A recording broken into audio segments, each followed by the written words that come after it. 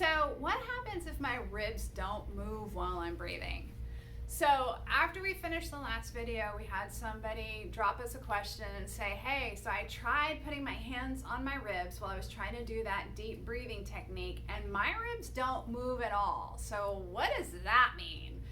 Well, my friends, that means that your diaphragm is not moving. So that's definitely a challenge, and that is definitely something that we're going to address in a later video, is how to actually be able to mobilize your diaphragm. But until we get to that, I wanted to give you a couple of ideas of things that you could do right now to try to help work on that.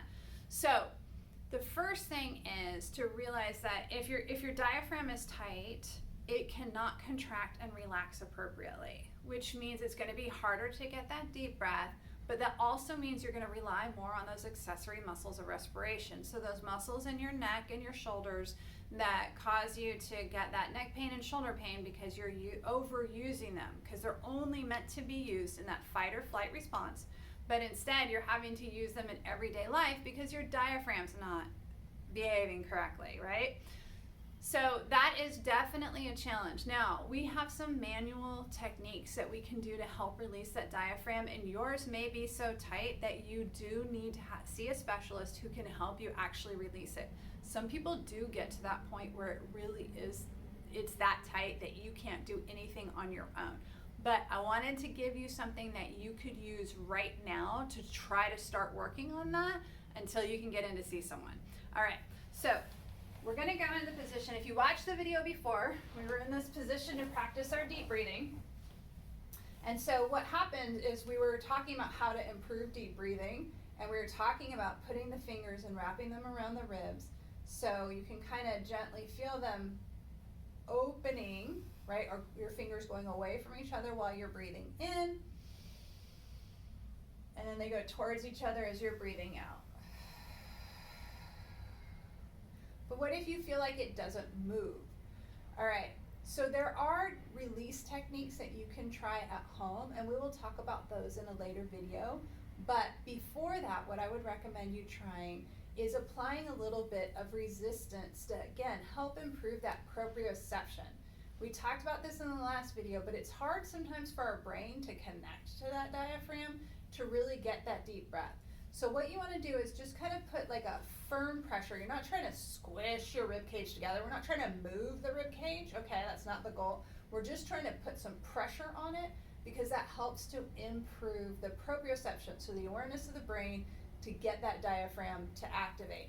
So you're going to gently kind of push your hands together on the side of your rib cage. You're going to take that deep breath in, and while you do, you're going to try to push those hands away from each other. So you're going to try to make that rib cage bigger, and it helps to kind of have a little bit of resistance to work again. So you're going to take that deep breath in, and then you're going to bring those hands towards each other and push it out. In, out. Now, you can see with that one that I did more of that oceanic breathing, so that really deep breathing, and I kind of like really inhaled hard and exhaled hard. Sometimes that's what you need to do to really get that idea of how to get the ribs moving and how to get the diaphragm activated. It's not what I recommend for daily use, because can you imagine like you're sitting like on a Zoom call and you're doing this like really deep breathing? That would sound really weird. And it's not necessary to do, but it can be very helpful to have a little bit of resistance and try to get that really deep oceanic breathing so that your brain connects to your diaphragm so it gets that diaphragm moving. And again, there's going to be a video later on how you can do some diaphragm release on your own that will combine with the breathing, and then also some that you can do before you do your breathing exercises. So if you want to see when that video comes out, definitely click that subscribe button below. Talk to you guys soon. Bye.